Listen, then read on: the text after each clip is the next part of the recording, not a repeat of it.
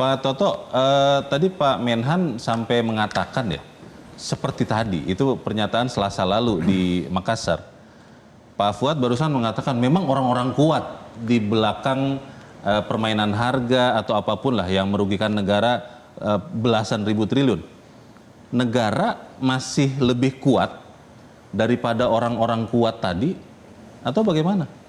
Ya harus toh Mas, itu kan harus. Pernyataannya kan. Tapi kenyataannya sekarang Pak, bisa tidak kemudian 13.000 ini 10%-nya saja deh kalau meminjam istilah Mas Fitra tadi, 10%-nya lah dibendung begitu Pak supaya tidak bocor, bisa tidak? Iya, saya kira begini, jadi langkahnya itu mesti bertahap ya. Jadi langkah yang pertama ini patut diapresiasi, saya kira ini harus dipandang sebagai sebuah kesadaran baru. Oke. Ya, yang mungkin juga secara lebih mendasar seperti disampaikan Pak Fuad. Jadi ini mudah-mudahan kesadaran baru untuk kita melihat tambang, kekayaan alam kita ini secara konstitusional. Nah, sehingga langkahnya nanti itu mesti langkah yang lebih sistemik.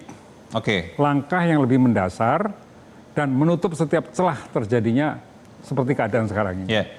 Tapi bahwa keadaan ini telah terjadi, timah kita telah dirampok habis-habisan, juga tambang lain mungkin bisa terjadi semacam itu, walaupun kadarnya berbeda. Ya, nah itu harus di stop. Dan harus ditemukan pelakunya. Menurut saya ini sebagai penegakan hukum harus ditemukan pelakunya. Oke. Dan yang lebih penting lagi bukan sekedar masalah hukumnya, tetapi kekayaan alam yang sudah terlanjur hilang ini gimana? Mesti ada yang bertanggung jawab, mesti harus dikembalikan. Yang menyetop itu harusnya siapa Pak? Ini kan pemerintah dong. Pemerintah. Yang mana nih kan pemerintahnya ada banyak nih sekarang Pak. Kalau kita lihat ini yang bicara seorang Menteri Pertahanan. Presiden lah. Presiden langsung? Presiden lah, iyalah. Yang bertanggung jawab eksekutif tertinggi kan presiden. Oke. Jadi langkah seperti ini kalau tidak dikomando oleh pemimpin tertinggi, ya tidak akan selesai, tidak mudah. Di potongan sidang kabinet tadi Pak yang kami sudah putarkan, Presiden Prabowo sudah mengatakan, saya tahu nih ada oknum jenderal, saya minta Kapolri, saya minta Panglima untuk menindak. Tapi sampai sekarang kita belum tahu tuh Pak, ada yang ditindak atau tidak dari dua institusi ini? Ya mudah-mudahan karena sudah ada instruksinya, itu akan ditindak. Ya, akan ditindak. Tapi sampai sekarang belum ada? Ya belum lah, ini kan baru beberapa hari. Kan beritanya 3 hari yang lalu kalau tidak salah itu. Betul. Presiden kan. Ya mudah-mudahan ada langkah-langkah untuk penegakan hukum. Tapi yang lebih penting menurut saya, ini bukan sekedar bagaimana menyelesaikan dalam jangka pendek sekarang ini, bagaimana kasus per kasus itu bisa diselesaikan secara hukum. Tapi yang lebih mendasar adalah menyelesaikan ini secara keseluruhan.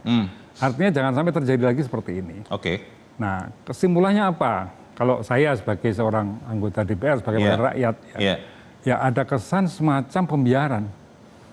Jadi kejahatan, pelanggaran itu bisa terjadi karena ada semacam pembiaran. Pembiaran ini termasuk tindak kejahatan juga kan sebetulnya? Ya termasuk di dalamnya. Dalam hukum pidana kan begitu, kita tahu ada kejahatan. Mengapa terjadi pembiaran? Biasanya adanya kelemahan di dalam sistem hukum kita. Oke. Ya, jadi itu yang harus dibenahi. Nah, tadi ada ide ada disinggung konstitusi pasal 33 udah disinggung soal soal migas. Ya. Sebetulnya sekarang pertambangan ini ya polanya seperti migas itu. Jadi selain ada Kementerian SDM yang sekarang menerbitkan izin-izin itu, harus ada pihak yang mengontrol. Ya, tambang ini mewakili negara. Nah, nanti polanya bisa saja apakah ini dibentuk semacam SKK migas, jadi SKK tambang lah. Ya, SKK tambang yang dia mengawasi dari day-to-day operasional tambang seluruh pertambangan, bukan hanya timah. Direktorat Jenderal Mineral dan Batubara kan masih ada itu, Pak Toto. Betul, di Kementerian tapi menurut saya tidak berfungsi atau bagaimana? Bukan tidak berfungsi, fungsinya sudah dijalankan dalam proses perizinan. Tapi masih lolos nih Pak, 13.000 triliun selama sekian tahun. Kontrol dari hari ke harinya nggak ada lembaga yang mengurusin. Kan harusnya itu idealnya misalnya apakah pemerintah daerah, apakah itu bisa melakukan fungsi, tapi nyatanya karena tidak bisa, menurut saya kembali saja kepada perintah konstitusi kita bahwa tambang itu harus dikuasai negara, menerjemahkan dikuasai negara itu izinnya diberikan negara, setelah diizinkan dikontrol oleh negara. Jadi berapa harus ditambang, produksi harus berapa, walaupun sekarang sudah ada RKAB misalnya. RKAB itu kan untuk melihat berapa sih setiap pemilik tambang, IUP itu boleh menambang untuk kepentingan produksinya itu. Sebagai wakil rakyat Pak Toto, ini mungkin kalau Pak Fuad tadi mengatakan sedang dipetakan mungkin ya siapa yang katanya dalangnya ini. Sebagai wakil kami Pak, sebagai wakil rakyat, dalangnya sudah tahu belum Pak? Saya sebagai wakil rakyat belum tahu. Saya mesti tanya Kapolri dulu ini siapa dalangnya. Belum tahu juga Pak? Belum tahu.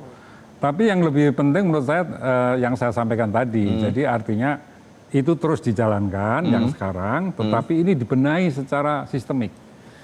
Nah, bentuknya tadi semacam pembentukan SKK migas tapi untuk mineral dan batu bara kita bilang untuk mineral dan batu bara. Undang-undang dulu. Undang-undang yang mana Pak? Harus ada undang-undangnya dulu. Ya, betul, harus revisi undang-undang apa semuanya itu harus dicabut.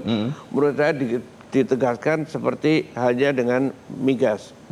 Yaitu semuanya itu adalah milik negara. Nggak bisa itu milik. Kalau milik orang lain masih akan begini terus. Sudah kayak apapun juga akan begitu. Milik negara semuanya. 100% milik negara. Dulu nanti orang yang ngerjain itu diberi haknya. Seperti migas kan. Dikasih sekian puluh persen. Bagi hasil. Tapi semuanya dalam kontrol negara.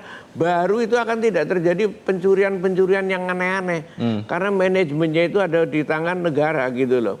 Orang-orang itu dapat jatah. Orang-orang itu juga belum tentu menjadi rugi, tapi tidak menjadi gila-gilaan kayak sekarang ini gitu kan.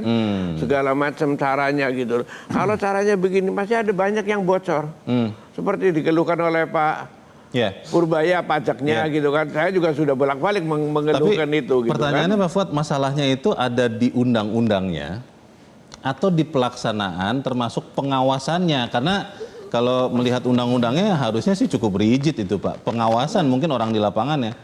Ya sekarang memang undang-undangnya itu tetap harus dilaksanakan lebih dulu. Pelaksanaannya memang seperti itu. Tapi selama undang-undangnya juga masih belum benar. Menurut saya itu. Masih ada celah begitu? Itu inkonstitusional. Bukan hanya melanggar undang-undang tapi inkonstitusional, dibenerin dulu. Melanggar konstitusi. Mereka dapatkan nanti hak-haknya untuk yang mengelola, tapi kan ada unsur negara segala macam pada di situ, bisa lebih tertib. Baik, sampai sekarang kita masih belum tahu siapa dalang yang dimaksud, tapi Anda boleh tetap bersama kami. Top Ekonomi akan segera kembali. Jelajahi cara baru mendapatkan informasi. Download Metro TV Extend sekarang.